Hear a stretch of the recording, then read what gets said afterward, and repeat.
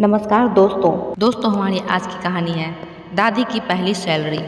Vicky drawing room में बैठकर TV देख रहा था। निशा और विमला जी दोनों किचन में थी। विमला जी सुबह के नाश्ते की तैयारी में लगी थी। निशा बर्तन मांज रही थी। 8 साल की पीहू स्कूल जाने की तैयारी में लगी थी। विक्की ने ड्राइंग रूम से ही ऊंची आवाज में कहा, निशा तुम्हारा पगार आ गया है? अगर आ गया है तो इस महीने की EMI तुम भर देना। मेरी सैलरी आने में अभी वक्त लगेगा। निशा ने किचन से ही कहा, जी जरूर भर दूंगी।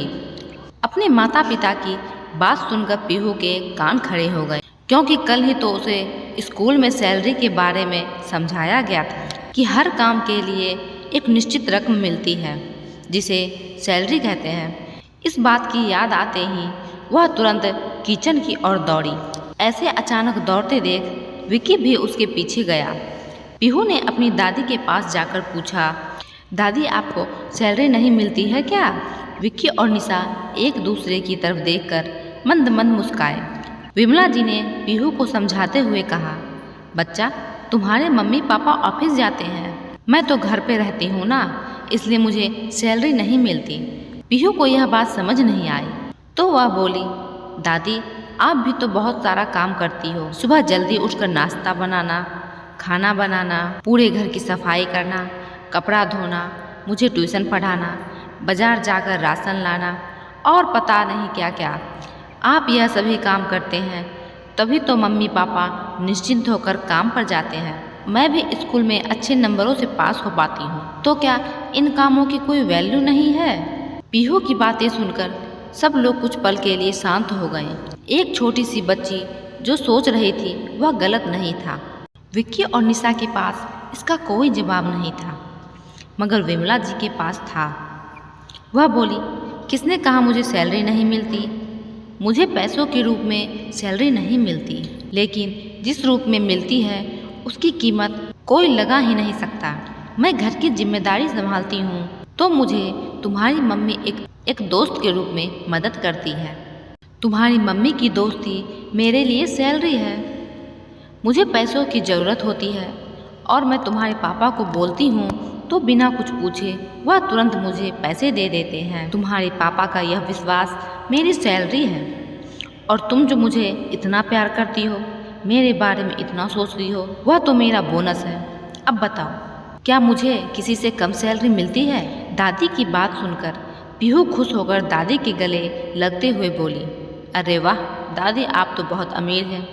सब खिलखिलाकर हंसने लगे। निशा विमला जी के पास आई, उनका हाथ पकड़कर बोली, मम्मी जी हमने कभी इस बारे में सोचा ही नहीं, लेकिन आपको कभी इस बारे में विचार नहीं आता कि आपको भी सैलरी मिलनी चाहिए?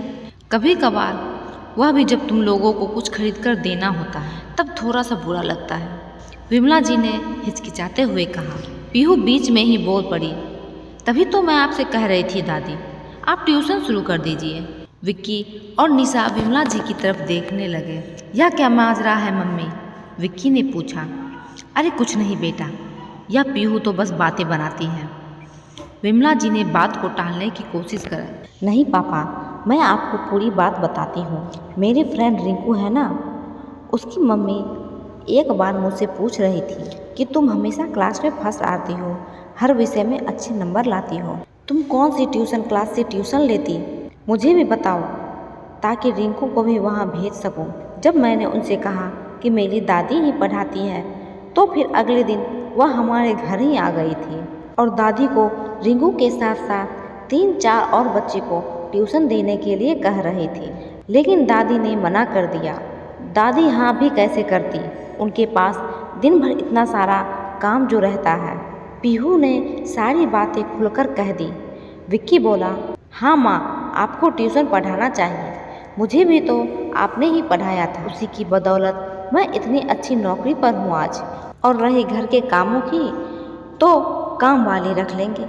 विमला जी ने थोड़ी आनाकानी की, लेकिन बेटा बहू और पोती ने मिलकर उन्हें ट्यूशन चलाने के लिए मना ही लिया। 1 महीना बीत गया।